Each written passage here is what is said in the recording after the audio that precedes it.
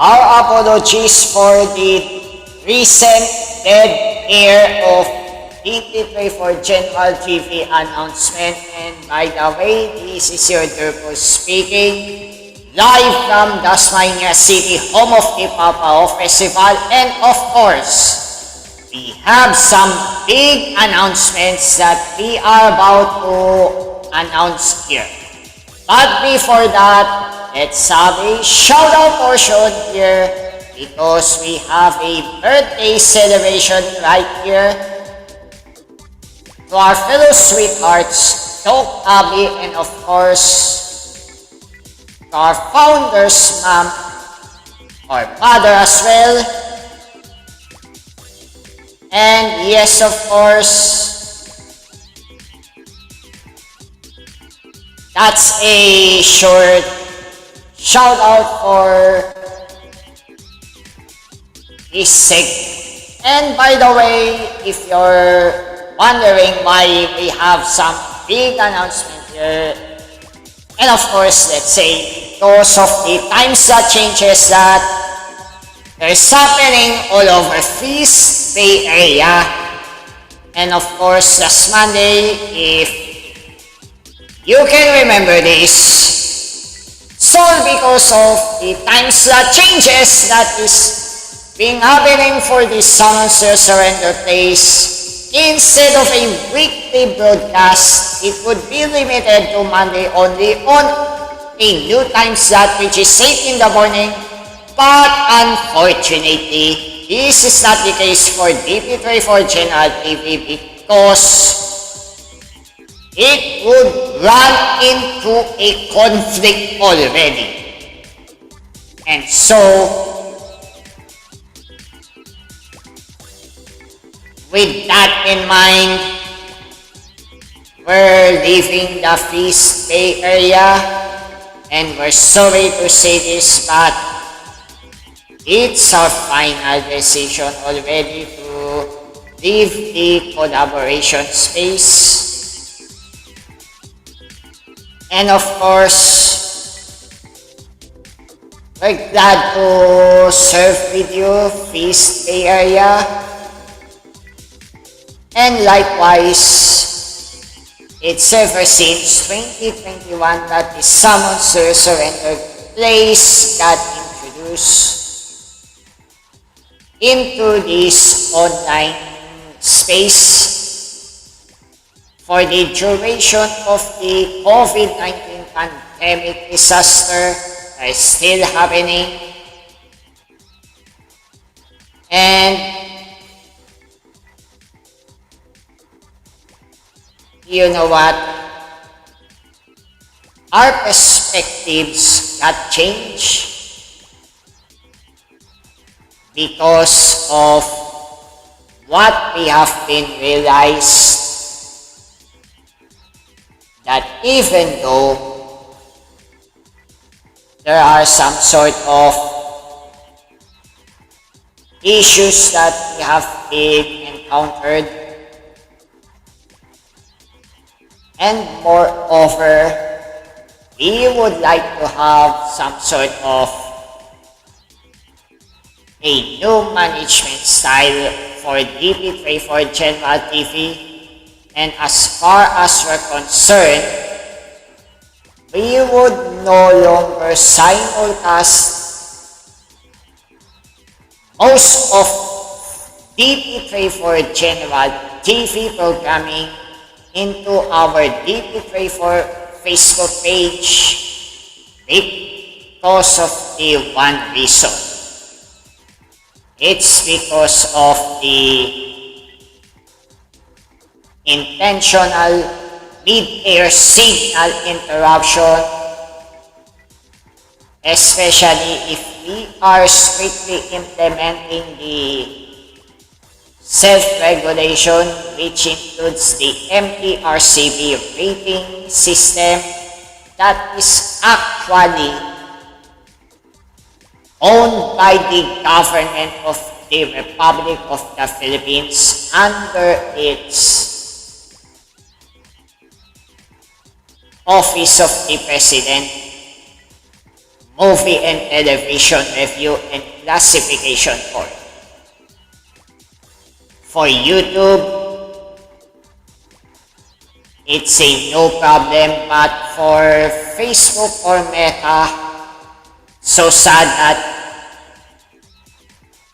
there are false copyright claims of the MTRCB full screen advisory that is being misflagged. And of course, we don't want to happen to all of our DP24 General TV programming once again. And as a result, we are moving everything into YouTube as well. And that includes the 24/7 program. But unfortunately, due to technical issues that we have been encountered for DP24 General TV, of course, we have no choice but to suspend our regular program. But here's the catch. We might resume gradually as we have tried and tested both the StreamYard and the Zoom, but for some reason, for the summons to your surrender place, we're still relying on the StreamYard simulcast. And of course, with that earlier announcement last Monday that the Feast Day area will move its time slot into Mondays only at 8 in the morning, that would be a conflict already on DP24 General TV because of this thing. I'll be pursuing a board examination or civil engineering board examination. And that even includes the working hours that would be from 7 in the morning all the way until 8 in the evening or so. And that working hours should not in any way be interfered with the programming that would causes unnecessary confusion, particularly to our morning person, like me personally, who happens to wake up way before the sunset. And sad to say that the time slot has to be respected at all times. We have no choice but to leave the Feast Day area. And of course, for DP24 General TV, it would be retimed into a much earlier time slot, which is at 5:30 Philippine Standard Time. And yes, summons to your surrender place will be produced by yours truly. And of course, we have an afternoon segments in which it would be more like of, you know,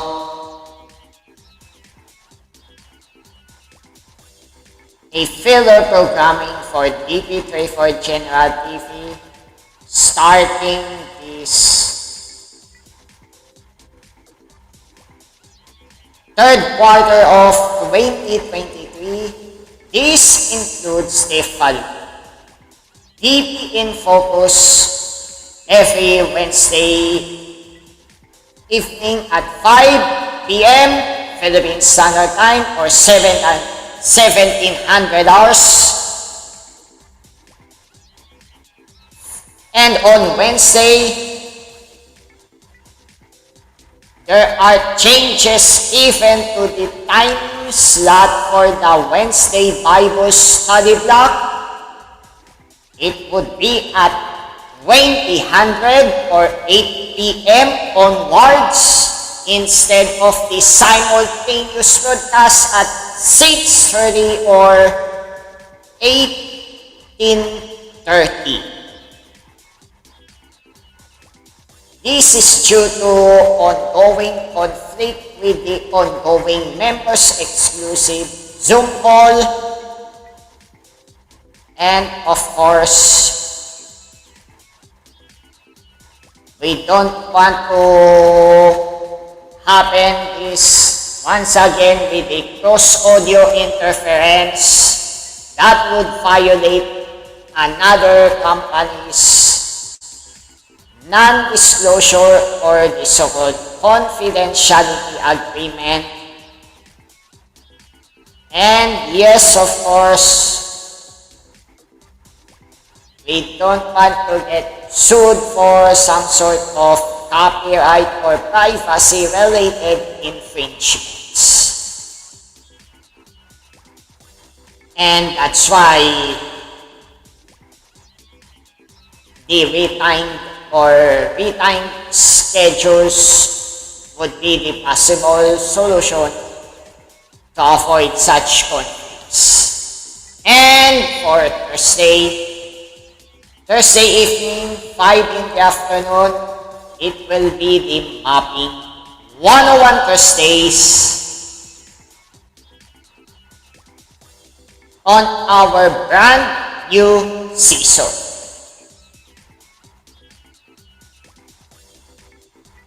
And Feast at Home, Father Michael Laguardia's Bibliaconia will be aired only from 8 in the evening onwards.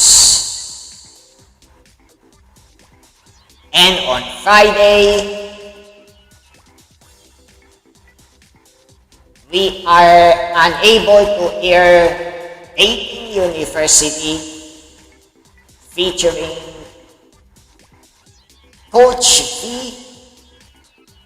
due to copyright restrictions from ABS-CBN FYE channel, in which they are currently exclusively airing at that moment. And of course, and at 8 in the evening, Feast at Home, Tonight God is First.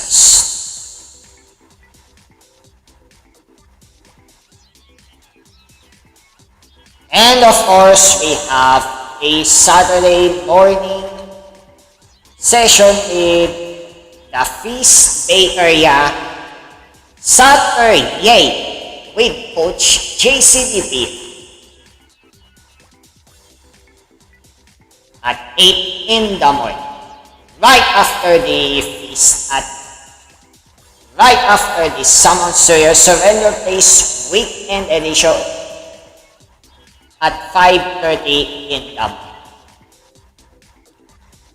We hope that these scheduled changes would help you a lot ever since that we have been slowly resuming our in-person or face-to-face interactions outside of this DP24 General TV programming.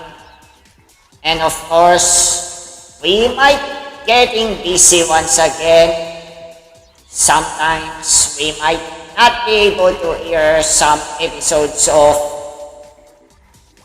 DP in Focus or Mapping 101 Thursdays. And before we continue, DP on Reflections will be airing every night, possibly at 9:30 in the evening before we sleep, in order for us to reflect on what we have done for that particular day. As we conclude our day operations of this broadcast. And so, we have Feast Bay Area every Sunday and Feast Dasmariñas every Saturday evening.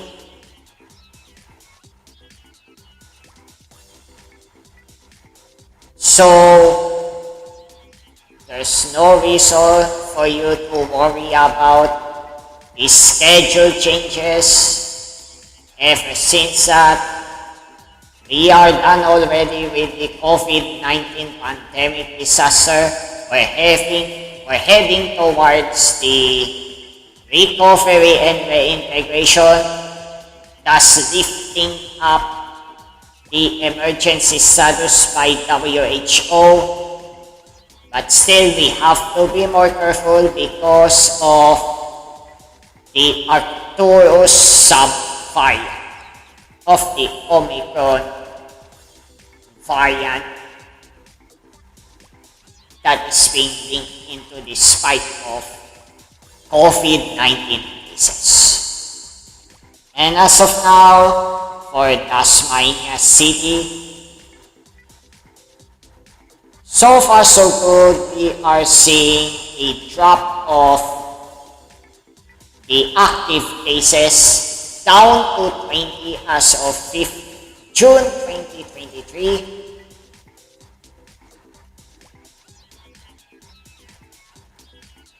And it's now 10 minutes before the public briefing, hashtag logging on the PH from PTV and ECO.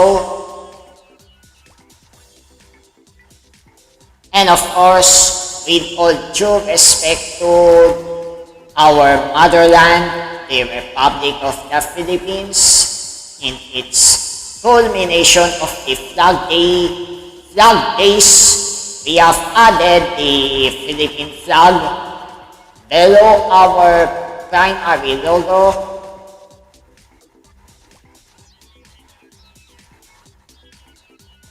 And we will share it to you through the share screen instead. And right as you can see on the screen,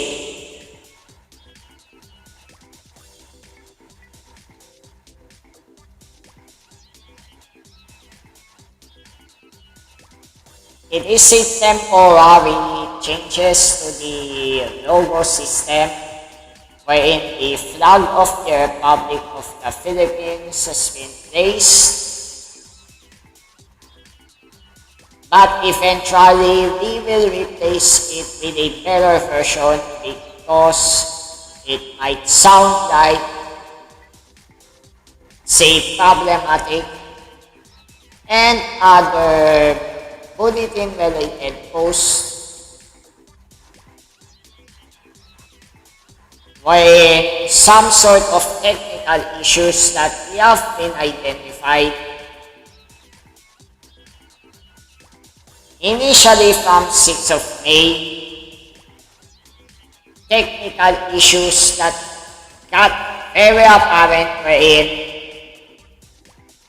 our very own General TV via YouTube has to be signing off until further notice. But of course, we are striving hard to get this restored,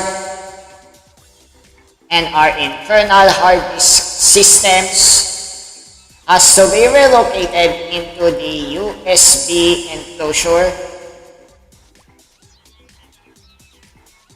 and our mixer console has to be replaced as well. Plus, the external fan has to be installed, and the scheduled repair and rehabilitation, including the primary headset that we are using, and this secondary headset is currently in loan. Of course, we have to rehabilitate everything before it goes too late. And probably some of you are wondering, oh my goodness, we have a notification from our fellow engineer. But of course, with the scheduled repair of the headset that is currently in works, and of course, we are planning to have a major rehabilitation of the laptop that is currently in works, including the RAM and the internal solid-state disk drive replacement into a better one. Most probably, most of you are wondering why we need to replace everything. It's simply because our internal checking have found out that the 16 GB RAM is already fully consumed, and it's causing a performance issue on our live broadcast for the 24/7 operation. Aside from the fact that the internal hard disk drive read or write failure got occurred already, and our laptop is at 3 years already, or almost 3.5 years. And it's already an out of warranty already.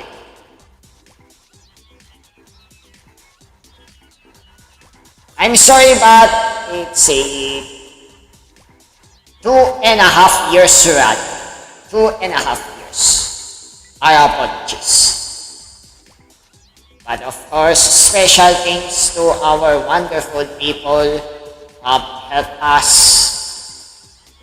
especially to our feast Dasmariñas Media Ministry, Feast Bay Area technical team, and of course, also to SYNOPSIS Events Manila, helping us making this rehabilitation project possible. And of course, the Zoom meeting, instead of having its limitation into 40 minutes, of course, we have already a portion of budget that would be used for,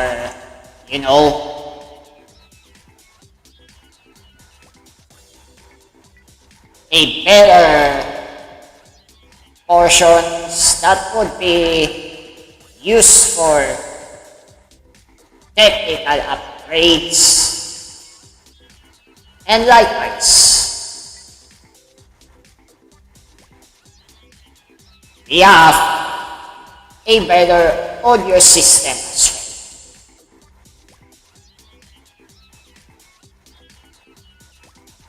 And we have to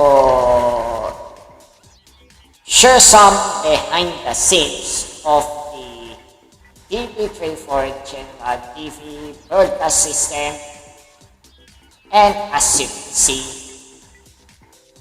we are currently using this audio platform called Voice Mirror that would regulate the sound system. And now let's go back to the full screen. So, public briefing, hashtag logging and updates is up next.